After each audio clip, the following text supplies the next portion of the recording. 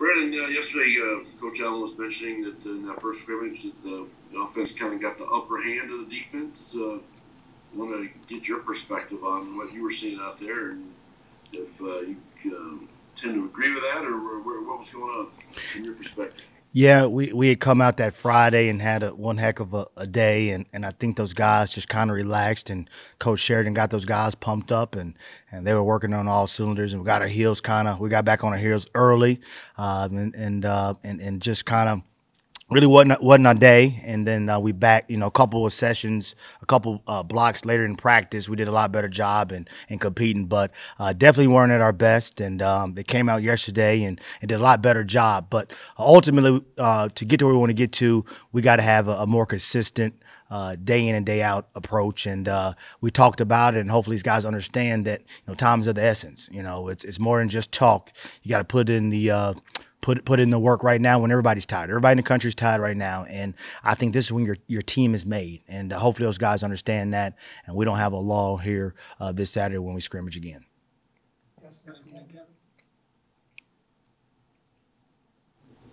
Hey, Brandon, what's it like just for you as a quarterback coach to have just so much of your core coming back, basically to have three guys in Jalen and Reese and Taiwan that have had the kind of experience they had, and just be able to build off of that. Well, really excited for those guys. Those guys have played a lot of football. They know me very well. They know the expectations, and to this point, they've done a great job in meeting those expectations. And so to have a room that understands football, understands where I'm coming from, understands what we're trying to attack, it allows us to do some other things that maybe we couldn't do in the past. So we're excited for that veteran group. Those guys kind of hold each other accountable, and we're looking forward to big things with them. Yeah, Coach, Taiwan is starting to kind of fill out a little bit as he's getting older and maturing. I'm just curious how that's playing in terms of his coverage skills and his ability to play man-to-man. Well, I think he's just getting stronger at the top of routes and being able to throw his body in there and tackle. Here in the Big Ten, you're gonna have to tackle effective backs and good backs, and so his ability to get bigger. Coach Wilman did a great job with him this summer. He and his staff of getting some mass on him, and then also too making sure that he doesn't slow down. And his change of direction hadn't been hampered. So I'm really excited about what he's done this summer, and hopefully those things and those pounds that he put on this summer will pay dividends here in the fall. So we're going to need it, and he has a lot on his plate, but I know he can do it. Hey, Coach, I got two questions for you. My first question is, I know last season we saw a lot of exotic blitzes from you guys, like a lot of cornerback blitzes. Should we expect the same? And then my second question is about the depth. I know this is your 11th season at Indiana. Do you feel like this is the most depth you've had out there? Because I know that's going to play a big role this season.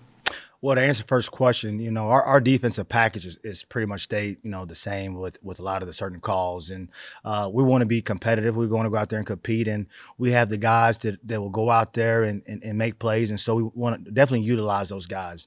Since I've been here, this is probably one of the deepest rooms I've ever had with the talent, and guys who can give somebody a rest, who can do great on special teams, and hopefully, their body just doesn't get worn out toward the end of the season when the weather changes and stuff like that. So very, very excited about our depth, very, very excited about the things we're doing on the field. Now we just got to execute and get on the same page and get this thing going. Yeah, Coach, just kind of playing off of that depth. I mean, how valuable is it to have guys like Jalen and Reese opposite or wherever they are, as opposed to Taiwan? He's obviously the guy that gets the most attention at headlines, but teams can't necessarily take that for granted with those other guys. And also, how exotic does it allow you to be with Taiwan with those guys still back there protecting? Well, like I said, that those guys allowing having Jalen and Reese to jump in the game, and the athletic ability doesn't fall off, and the things that they can do in press man and zone and all the things in the blitzing and all the things we do. That's really exciting, because a lot of times too, when somebody needs a break and you take somebody out, there's sometimes a drop off from the ones, the twos, and the threes, and so therefore with those guys, you feel pretty comfortable in the game in a crunch situation. If somebody got tired or cramps or nicked up, that somebody could come in and there won't be a drop off. When it comes to just the package, you can do a lot of different things. Right now, we're just trying to get the basics and the fundamentals and get those things locked in and get the communication correct. But you really are excited, on Sunday afternoon and Monday when you put in a certain game plan for a certain team, knowing that you have those three guys who can blitz, who can cover, and they bring great excitement to the game. So they're definitely excited about the future, and we're going to take a day at a time and see what we can do. Dustin, we'll wrap up with time. I want to ask about Raheem Lane. Obviously, when he moved over to safety, I imagine you had to be involved in that discussion and kind of letting him go. What made him a good fit for that? Basically, what did you see from him when he was a corner that made that a good fit, and how have you seen him progress with it from your angle since he's been over on that side? Well, he was always a big corner. He was a guy that who was fast enough to run with receivers, was tough enough to tackle, and I thought ultimately as he got bigger and as he filled out, his natural position was a safety, because ultimately he's a great communicator. He really understands the game. He gets people lined up, and sometimes you got to slow him down, but he flies around. He can tackle. He's physical in the game. He can play sideline to sideline. So ultimately, I think he's in his natural position, and really as a corner, he was just helping me out too. I got some more cats back there, and so I think that he just feels he feels a lot more comfortable. You get a little bit more time and watch the game as it unfolds, instead of just a corner being right smack in your face right now. I think he's done a great job adjusting to it, and Coach Jones has done a great job of coaching him up, getting him in right position. I think this senior year is going to be really, really special for him. Go ahead, Tom. Brandon, you've got a new defensive coordinator this year in Charles Ward and such.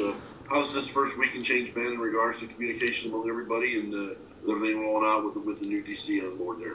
Well, the good thing about him, he has a military background, so you got to understand the mission. He's gonna explain it to you in a way that the guys can understand it, and he's not gonna get in his feelings. He's gonna tell you how it is. He's gonna listen to what you have to say, and he's gonna make the decision, and we rock and roll from there. And so you respect that, and I think he has the guys' attention, and he's been successful everywhere he's been, and so I don't expect anything else from him.